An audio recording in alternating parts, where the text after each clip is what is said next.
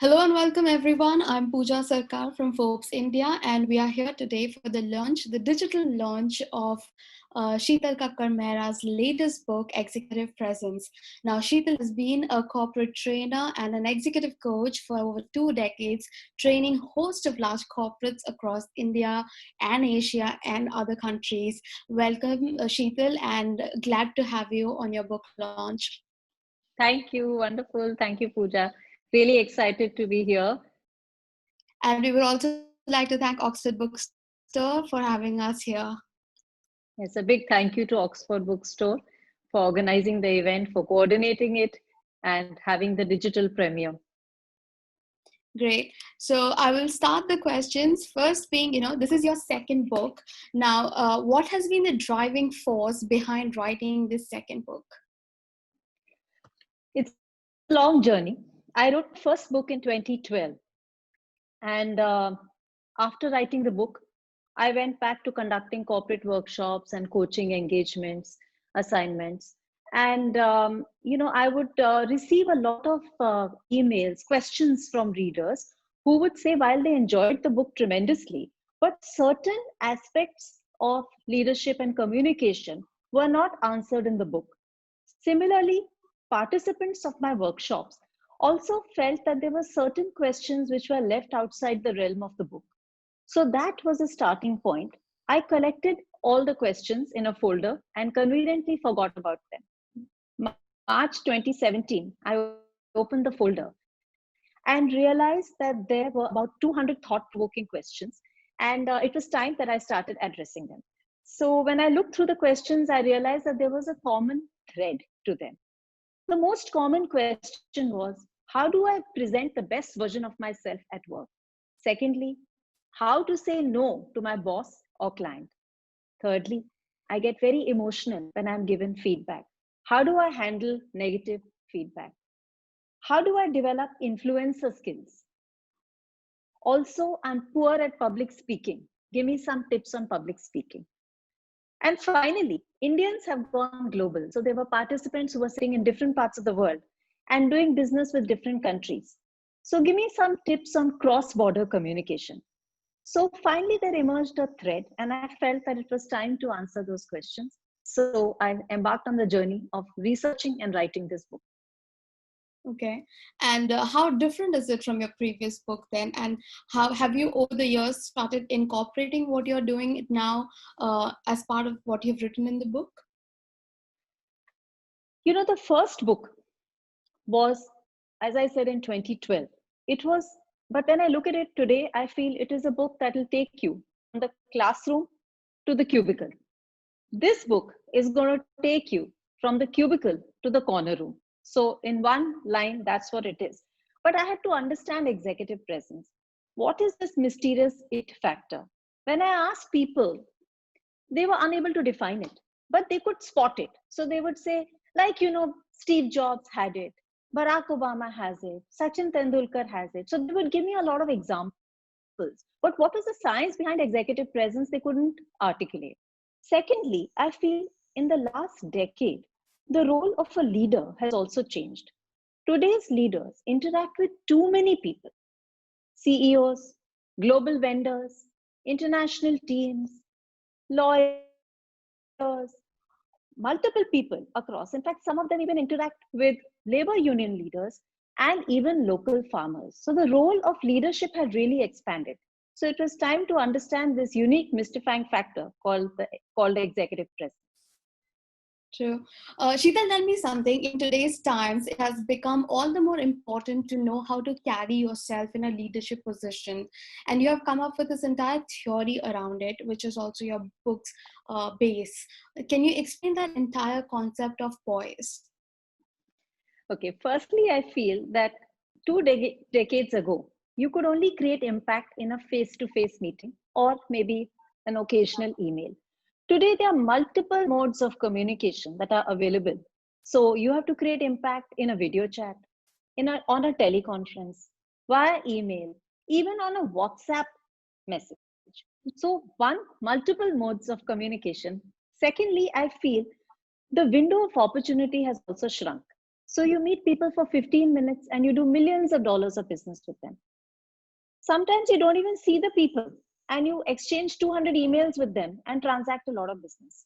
So that was another critical element. Finally, there were too many interactions as well. So an average high potential professional today has to interact with too many people. He has to interact with internal teams. He has to communicate with senior leadership, sometimes even board interactions. So multiple stakeholders. For investors, have a separate section on pitching for funding.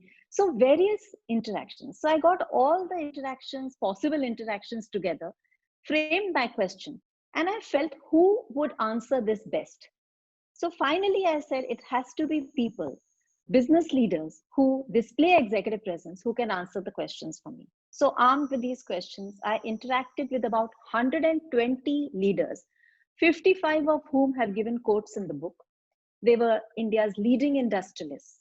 They were CEOs of extremely respected, reputed firms, private equity partners, angel investors, doctors, architects, lawyers, very successful entrepreneurs, and of course the participants. Finally, I came up, it all fell together, and I came up with the POISE formula, where the P stands for your physical presence, the O stands for your online presence, the I stands for your influencer presence, the S is your stage presence, and the E is your engagement presence. Later, I realized it's India's first research on this mystifying it factor called executive presence. Okay, we've already started getting a few questions, and let me just take one that has come from one of our viewers right now. It is a question by Krishna Arora. The question is executive presence more important in B2B businesses than B2C, or equally important? In fact, he has asked a question, which is a very beautiful quote given by Mr. Harsh Mariwala. And he has said that in B2B and B2C, in fact, businesses have, evolved, they have changed in the last 3 decades. Their interactions have also moved from a Kirana store to a Amazon or a Walmart. So I think it's important for both the industry, both. And it's your personal branding. True. Also, I wanted to tell everybody who's watching us right now live on Facebook, you can please send in your questions and I will be taking the questions, and Sheetal will be answering most of them. We will try and take as many as we can. But now again, I'll go back to some of the questions that I have now. Let's start digging inside the book. For the first one being, this is something I really wanted to ask you. This is about physical presence.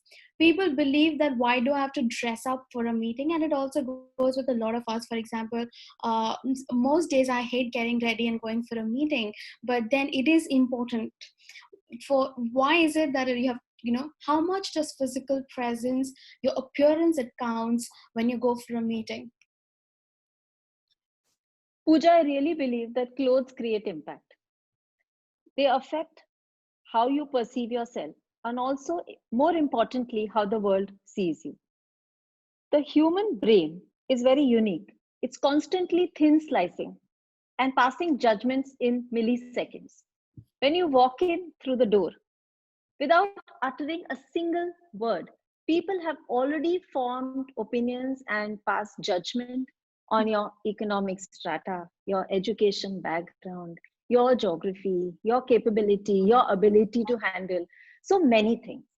Also, let's be honest, packaging matters. Companies spend billions of dollars in packaging their products. So, first impression and packaging definitely matters. Even if you keep that aside, in your personal branding, when you dress appropriately and are impeccably groomed, the simple message that you send out at a non-verbal but a very silent, powerful message is, I mean business. I am serious. I respect you and your time, and I've taken the trouble. I'm confident. I'm capable. I can handle your money, your business. So many signals.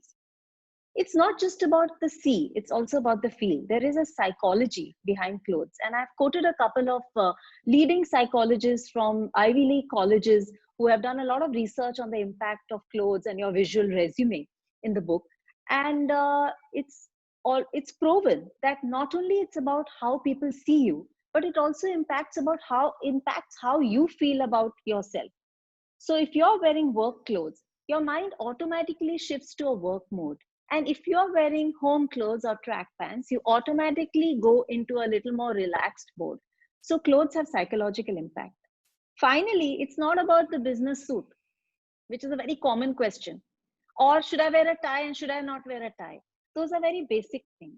If I had to really break down the visual resume into three elements, I would say dress for your job, dress for your industry, and dress for your audience. True. Okay, now taking that forward, the other aspect of physical appearance is your body language. A lot of times you're in a meeting and suddenly you don't think the body language is right.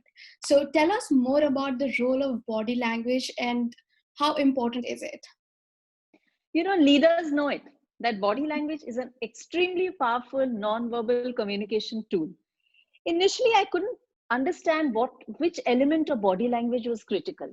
So when I started my research, I couldn't pinpoint. I knew that winners had a certain body language, but what were the elements of that body language I was not able to, put my finger on.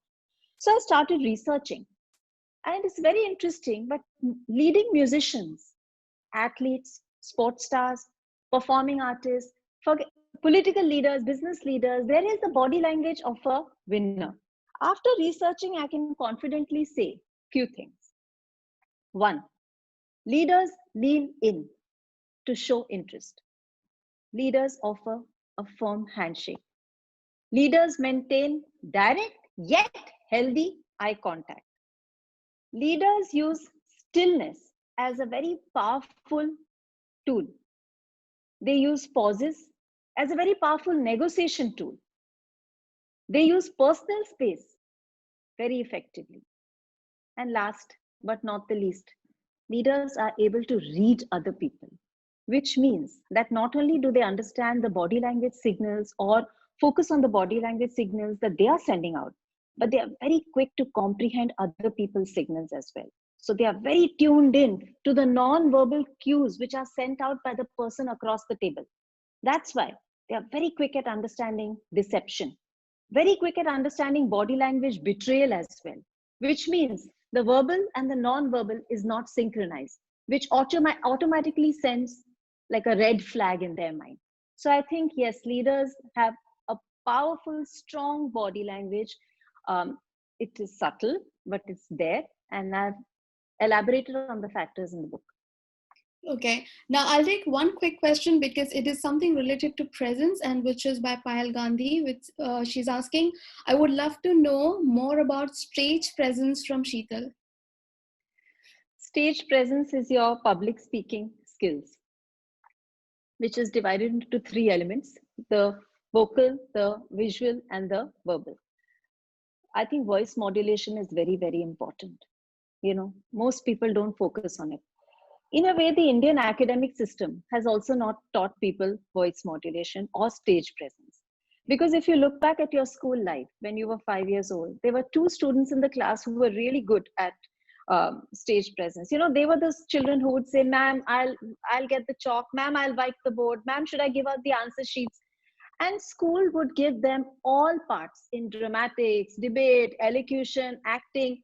So the two would get everything, and the 38, including people like me, were left clapping on the floor.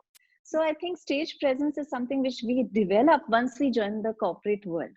Voice modulation, your vocal presence is very important. First of all, getting the content right and customized is also very important. Understanding who is listening. There's nothing called a one size fit all when it comes to delivering a speech. So you have to customize, you have to know your audience, you have to understand the message that you sent out. So I've elaborated a lot on that in the book, on how to give. And today it's a very important skill. It's whether you're addressing a town hall or you're in a conference room speaking to 6 colleagues or international clients, or you are on a Zoom call, your presence, your stage presence is very important. So I hope that answers Payal's question.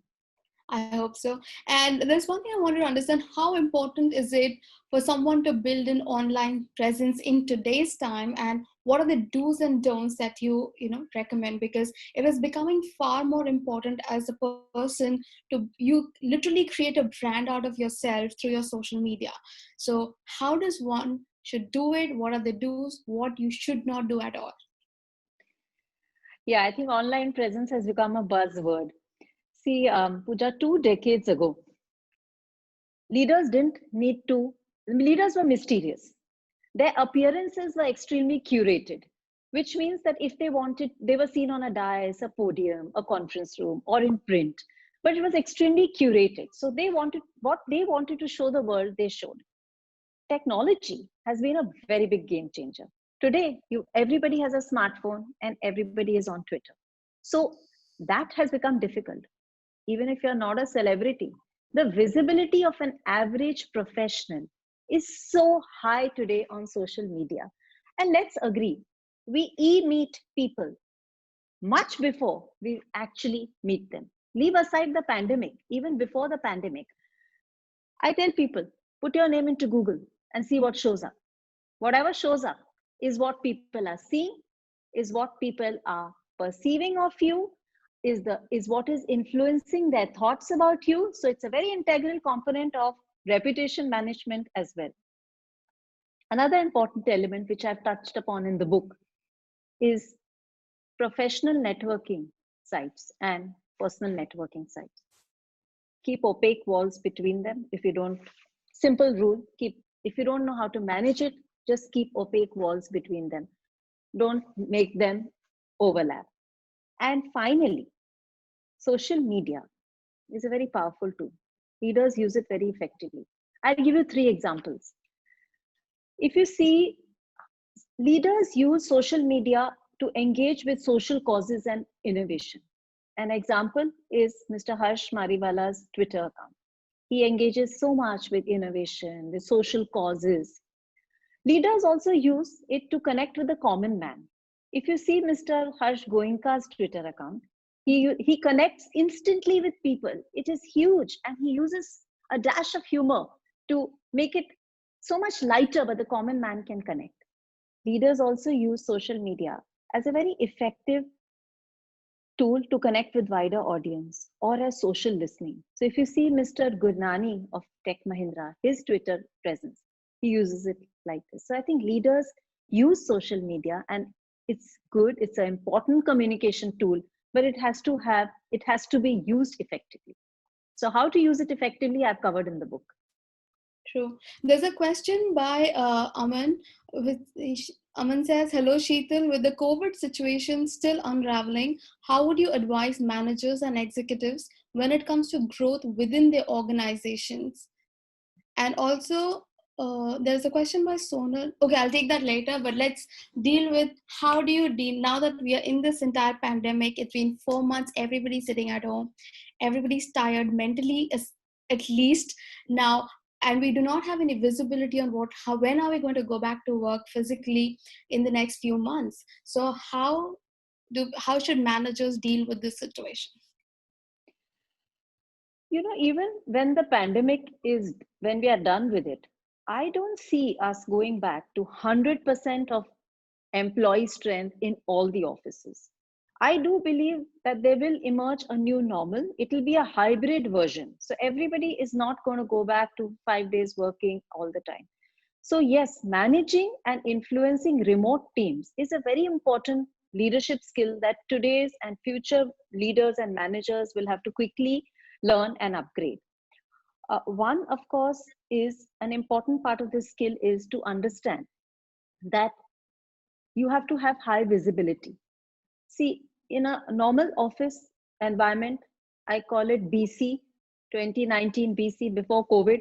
In a normal BC environment, you had to have a situation where you could not be visible, you didn't need to communicate. Today, leaders have to over communicate for the simple reason that there is a lot of fake news, there's data, there is a parallel grapevine, gossip going around. So you want to see the leaders much more, giving you all the facts and setting the record straight. So I think over communicating has become an important element and high visibility for leaders. Another aspect of managing and influencing remote teams is to also understand that for leaders, micromanaging is passé. The deliverables have changed. Earlier, if you showed up to work at 9:30 and you left at 7, people assumed you were working. Today, that's not the case. Today, it's your output. So I think that is a shift that leaders will need to make. Coming back to your book again, on while every mid senior executive now wants to break into a leadership role, that is how one aspires to be. What are the attributes that you believe organizations are seeking in the employees these days, and what really one can do to harness these qualities? Because I think while I was reading the book, I realized that you've talked about how these are skills that you can acquire. They necessarily don't need to be ingrained in you. You're not born with it, but these are skills that you can acquire along the way if you work on it. So if you can explain on that one. Yeah, I do believe that some people would have executive presence naturally, but that's a very small percentage. It is a skill and not a trait. So it can be acquired, it can be polished. When it comes to professionals, what are companies looking for? I do believe that content is king. A very strong foundation of knowledge is definitely non-negotiable. But layered upon that, they want high potential professionals to be able to articulate and communicate effectively. Secondly, to engage with stakeholders effectively. Thirdly, to convey the company's value system, to also offer a calibrated response, especially which has become very important in this pandemic, you know. So what to say, how much to say, crisis. And finally, professionals are brand ambassadors of their companies and countries. So people are looking for people who can represent the company at that level. Okay. So that, There are, sorry to cut you in, there's some patchiness, I guess. There are two questions that have come from different people, but they are on similar lines. So I'm going to club them together. One is executive presence written with women in mind? And second, what is your suggestion for young female leaders who tend to be judged often by their good looks or how they are dressed? I think this is one question that I also have, because I mean, apart from what is there in the book, that a lot of times women feel that, oh, they have kind of, is it always necessary to look and dress the part? And a lot of times when you dress the part, people will question, why have you dressed up so much? okay, I'll answer the first bit first, which is that no, it was not written with women in mind. It is for the professional. Secondly, there is a complete sub-chapter dedicated to diversity in the workplace, which I think it's very important for people to understand. So it is gender diversity. There is a separate subsection on LGBT. There's a section on disability, which I think has become very important as well. So yes, diversity and inclusiveness has been spoken about and researched extensively in the book. Also, when it comes to women leaders and dressing, I would say that dress for the role that you have and the role that you want. So based on your industry, appropriate dressing. And it's sad if the mindset has not changed, but I do feel that it is changing, but the change is slow, but I have hope. So I think we've come quite far in the last few years. In fact, there are a few women leaders who have offered excellent tips to young women leaders on assertive communication, on networking, which they felt that they had learned and which they wish they had learned much earlier. So very effectively, yes, I think there is a lot for women leaders and diversity in the book as well. Okay. One question by Ritvik Malikar, which says, hello Sheetal, what are the key non-verbal cues or concerns you should look out for during an effective communication? Fidgeting. Yes, I always tell people that if you want to deliver a very powerful message, if you want to have a difficult conversation with a client, a boss, a junior, don't distract their attention. The power of the visual is very strong. When people are given a choice between seeing and listening, you automatically choose seeing because seeing is mindless, where listening requires a lot of brain power. So don't distract the audience. Keep your body very still. That way, you don't give them a choice. You tell them, now you focus on my word. So don't distract the audience. That's one thing I would like to say. Secondly, I feel strong, powerful gestures. And thirdly, I feel that gestures which are synchronized with your words makes it very effective as a communication tool. And last but not the least, please understand the power of the pause. Take pauses. One, people get time to understand what you're saying and to munch on it, to chew on it. Secondly, it also gives a break in the conversation so people can gather their thoughts, and so can you. And finally, it makes you look much more intelligent than you are. So you can Pause a bit. Yeah. Okay. Coming back to the book, as I've read, according to you, climbing the corporate ladder is a two-stage journey. Now, can you elaborate on that? I've spoken about it in the book, and I have given this example very many times. I feel that climbing the corporate ladder is like climbing Mount Everest. If you see Everest, it's a two-step process. First of all, you walk to the base camp, you rest for a few days, and then you attempt the summit. The skills which are needed to walk to the base camp are very different from the skills that are needed to go from the base camp to the summit. Similarly, in the corporate world, it's a two-step process. If you go back to the Everest, the skills which are needed to get to the base camp are fitness, a lot of motivation, and a deep desire to click a selfie at the base camp. Once you reach the base camp, the skill set changes drastically. Now, to reach the summit, you need to have skills like rock climbing, mountain climbing. Do your lungs have the capacity to handle that rarefied air? And finally, experience. Which other peaks have you scaled? Similarly, in the corporate world, there's a base camp. Some make it at the age of 35, some at 40, some at 45, depending on your individual competence and, of course, the industry that you're a part of. But once you reach the base camp, most people can't go any further because what they don't realize is that skill set has changed. What got you to the base camp is technical skills, intellectual skills, a lot of hard work. Once you reach the base camp, the skill set has changed. Now it is executive presence. So executive presence definitely offers you a competitive edge and advantage. Okay. And there's this one thing I wanted to understand when we look around us in terms of the kind of people who are getting out. For example, most of them are the ones that are really being considered for leadership roles or larger roles really come from some of these IIMs, ISB, or let's say all these fine institutions people go to outside India, NUS in Singapore, or let's say INSEAD or HP, or the Ivy League college people are coming back from and they're working back in India. There are so many people who are out there and they all come from the same caliber kind of level, right? And they all are trying to run for those 2 or 3 or at max 5 positions.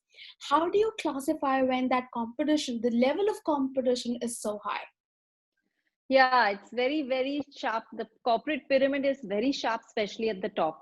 In fact, I always tell people that even if you feel, okay, let's be pessimistic and say that executive presence, your technical skills, your intellectual skills, your hard work, it's a 100-mark paper.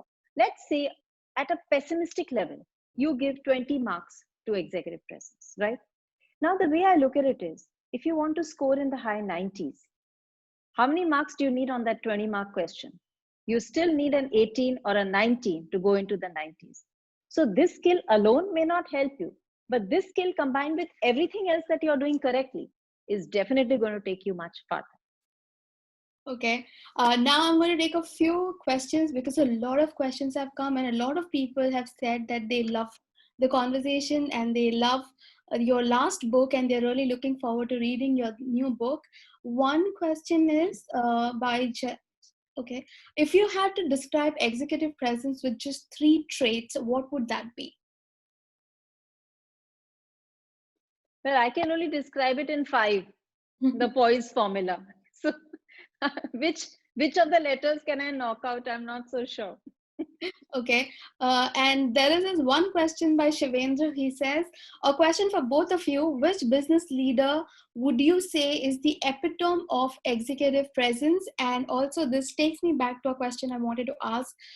How important are influencer skills? And can you share some more on these skills? And first, I would like to take the question on which business leader, would you say is the epitome of executive presence?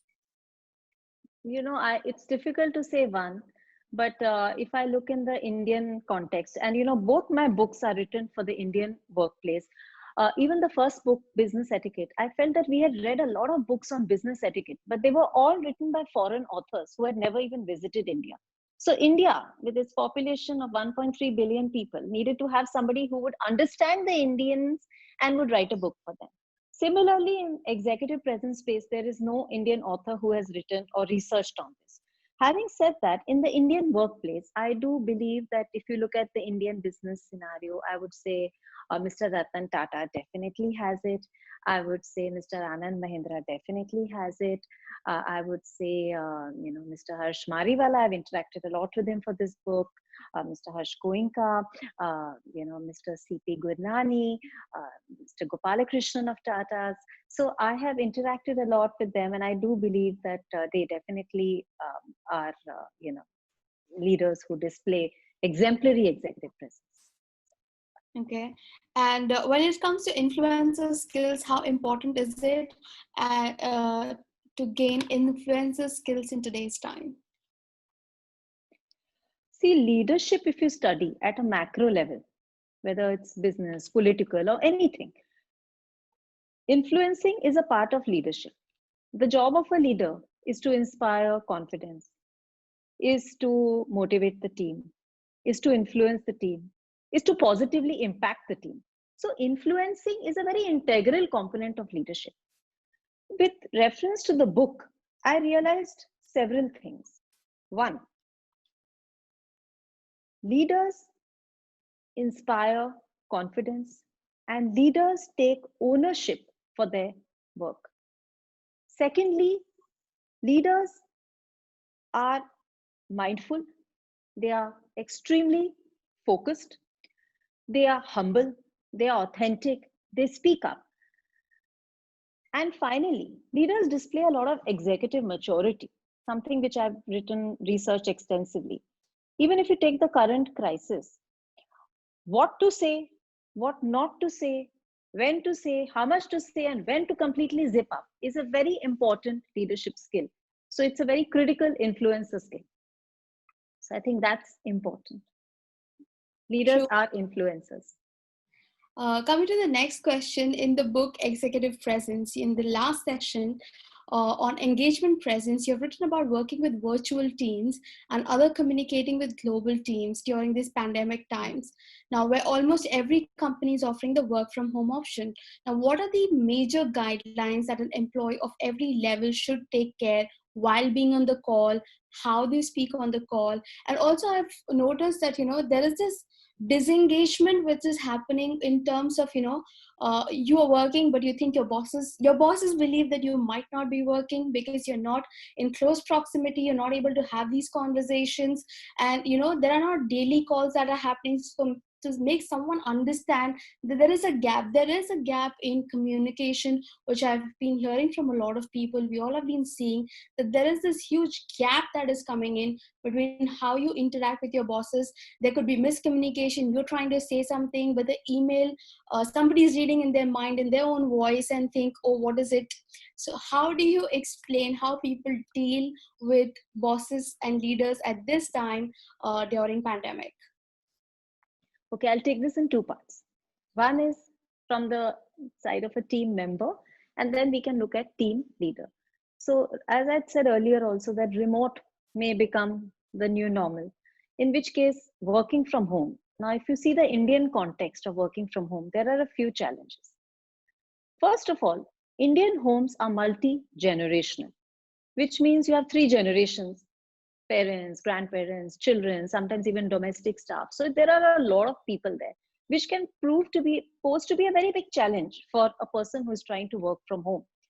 If you compare it to the Western world, people live, it's a very individualistic society. We are a very community driven culture. So in their culture, people live alone, they live independently. So they can log in and then there's no background noise. In India, we have seen it all: pressure cookers going on, doorbells, people walking past, grandparents, walking past so that one challenge is that it's multi-generational. Second challenge is that real estate cost in Indian metros is very high. So which means that we live in smaller homes. They are a little more cramped. So we don't have space dedicated to us. Whereas in the Western counterpart, even if you live in a studio apartment, which is 300 square feet, but that is your own personal space and you manage everything to do with that space. Another very critical element is that we have not, because of this pandemic, we've had to work from home in an emergency situation, but our homes are not geared up for working from home. Like if I take my own example, my office has a much better broadband connection. It was an investment I made, but my home doesn't even have that because all the video conferencing was done from office. And today there are 3 adults who are trying to video chat in my own house. So and investment in furniture also, like no desk, no ergonomically designed chairs. So I think that's one investment also that we need to make. One important element is emotion. I'll elaborate this. When you go to work, you chat with your colleagues, you have a coffee with them, you sit in the cafeteria, you go to the water cooler, you chat with them. You need some information, you walk up to their desk and you take that information. Today, we are missing all that. So one challenge of working from home is that things have become very transactional. Distance can translate to aloof, which is not a nice thing. If I take this question now about managing and influencing teams, then as I said earlier also, that leaders have to improve their visibility. They don't have to get scared of over communicating. Better to over communicate than to under communicate, because there are a lot of news flowing. We are living in an information overload era where there's so much information flowing.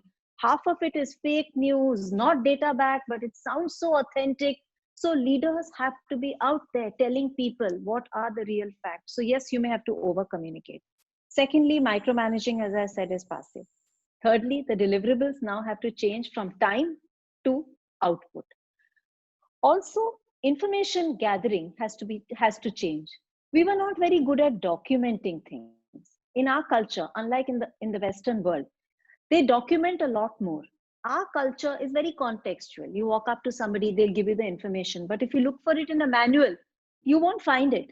But today, now, we will have to start documenting, because information flow, those channels, the informal channels of communication have shut down. I mean, honestly, think about it. You could easily walk up to your colleague's cubicle and ring them, but you hesitate when you have to ring them and up from work from home. So I think that is a very big barrier. Okay. And what do you think? How should bosses communicate with their teams in these times?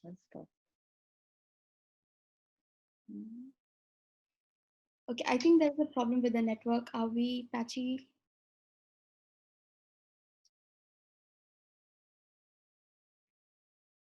Okay, I think there is an issue with the network.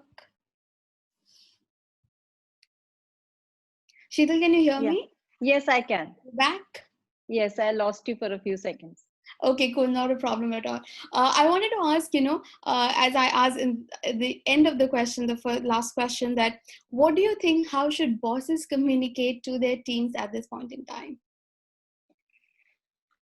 Bosses should provide emotional support. There is a lot happening. People are facing burnout. It's a very high stress environment that we are working from. We are not used to working from home like this. Earlier, our professional lives and our personal lives were to some extent demarcated because they were separate zones. Today, everybody is complaining of a very high burnout. They are tired, they are overworked. So I think a little more empathy on the part of the bosses would definitely help. Secondly, they have to be very good at defining what are the expectations from the employees, and also very clearly articulate what they expect, and not leave it to people's thoughts or imagination. So it has to be in black and white. So they have to be very, very crisp and articulate in their expectations. After that, they have to give freedom to the employee. I read something very interesting. One of global CEOs had said that the way for leadership is tight, loose, tight.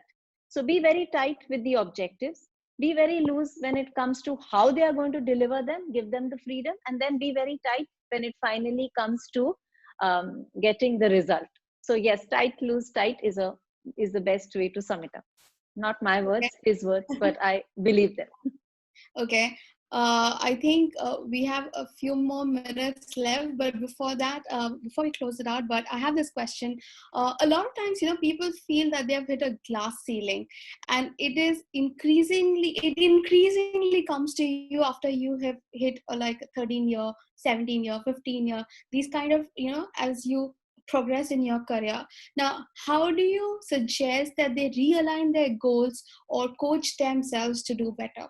How do you suggest that, these are the XYZ things that one should really do or try and do so that they are better? Okay. It's internal as well as external. Internally, I feel the world changes a lot. So people have to make investments in themselves. If you really had to make one investment, it should be in yourself. So invest in your learning. Continuously learning new skills, reading about new concepts, interacting with a lot of people. Some of my best learnings have been chatting with other people. I think it's the fastest, cheapest, easiest way to learn from a person who's an expert in his industry. So talk to a lot of people, upgrade your skills. That's one. Continuous learning, relearning, unlearning things, that's very important. And also, I think people need to get a mentor. You should identify people whom you really respect, whom you trust, walk up to them. Don't have the hesitation, don't have that barrier that what is the worst, they'll say no. But take that risk, walk up to them and be honest and transparent, and tell them that, I really admire the work that you've done. I really have always admired you. It'll be wonderful if you could give a few hours of your time or every quarter. And, it can even be using technology. I know you're a very busy person, but it will be very nice if you can mentor me. So I think looking for a mentor, ideally internally, or somebody you admire, is an investment that they need to make. So internal as well as external, people, when they reach that certain level, I think that is something that many of us stop doing. So learn from others, unlearn, relearn, keep constantly learning. And today there's so many avenues to learn. You can learn virtual, online, books. We live in an era of knowledge overload also. So it's just a question of desire. Okay, you drive home this point that, leaders know it, that what is their competitive edge, and it is very important for someone who's aspiring to be one to know what their strengths are and to play to their core strengths at most times. Now, is that ingrained? How does one rewire themselves towards doing that? Right, trying to find what are the key edges that they have that they can use to scale up. Yeah, that's why we have the POISE model. You can look at the POISE model and diagnose yourself. What are your strengths? So you may say, okay, physical presence is a strength I have, but I'm a little weak on online presence. What are your development gaps? What are the skills you want to upgrade? Because you can identify those areas, have a mindset that is open to learning and open to change, and you'll have to go out and practice this. There's no shortcut to learning any new skill. So yes, one is diagnosis. Second is finding somebody who can teach you that skill. And third, of course, is going out and physically doing it. True. So that is important. There's one thing I wanted to know, a lot of time people want to learn these skills, they try and do it, and they try it for some time, they try, recording their own voices, try and listen to it, but it's a very tedious process, and after some time people just give up on it. There's this commitment that comes towards trying to acquire these skills. What is the kind of timeline that you, when you do your coaching sessions, what is the timeline that you tell them, you have to keep at it, or how should they go about it? What are the beginner processes that you try and teach them, at least in these times? Okay, I firmly believe that lessons are taken and not given. So first of all, when people are interested, they will go and seek you out and they will learn and implement and make the change. Secondly, most people give up very early. It's not my research, but a very famous author's research, which says that 10,000 hours of doing something makes you an expert at it. So if you have not practiced it for maybe 10,000, maybe too much for many, many skills, but you have to be at it, you have to practice, you have to put in that perspiration, you have to keep polishing that skill. As I said earlier, it's not a trait, it's a skill. So you will have to keep polishing it over time and not give up and take baby steps. But it's important that you don't give up halfway. Most people give up too early. I'm not good at it. Also, I feel we are worst critic. So I'm not good at this. I hear it all the time. I said, why don't you go and talk? There are 200 people in this room. Oh, I'm very shy. I said, like, who told you that? You told yourself that, right? So many barriers to networking. Or, I don't talk to strangers. Like, why? Or nobody introduced me. Okay. So, or better, I'll wait for something good. No. Go out. I think don't, sometimes we are worst critics. We are our biggest obstacle, our biggest barrier as well. So don't have this inner dialogue. Instead, just practice it. And, I'm sure it will come. Great. And a few of the readers have actually sent out a lot of messages for you saying right book launched at the right time. And then there is somebody who said, Swati has said that very interesting tips that have come from your way, and I'm quite eager to read your books. Okay. So a lot of the messages that have come are all congratulatory messages in terms of how eagerly that they're looking out for your book. And before I let you go and before we finish this session, some of the key what have you mostly learned over the 2 decades that you've trained people and you've coached people? How have you transformed yourself? I don't know about what they have learned from me. They have said such wonderful, kind words, and I've been receiving a lot of mails, messages from people who bought the first book, participants, people who 20 years ago were junior in the corporate ladder. Today they are CEOs of companies. So very kind words of support and encouragement. But I do believe that I have learned much more than they have learned from me. I don't know what they have learned, but I have learned a lot from interacting with people. I have learned that there is an emotional connect in our country. I have also learned that people view you. If they learn something from you, they never forget. I receive emails even now where somebody has written that, Miss Mehra, I had attended your workshop in 2003. Now I'm the CEO of a company, and the 2 things that I still remember and use from the workshop.